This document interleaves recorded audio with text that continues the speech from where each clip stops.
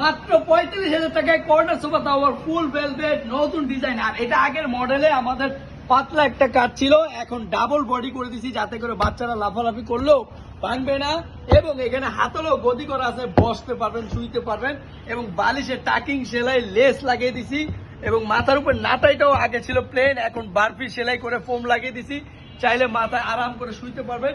আর চমৎকার এই সোফাটি 5 সিটের সাথে একটি ট্রে দিছি, ট্রে কাম ডয়ারও দিয়ে দিচ্ছি যাতে করে অনেক সময় ট্রে থাকে, ডয়ার থাকে না, ডয়ার আবার আলাদা করে চাইতে হয়, এটাতে চাইতে হবে না।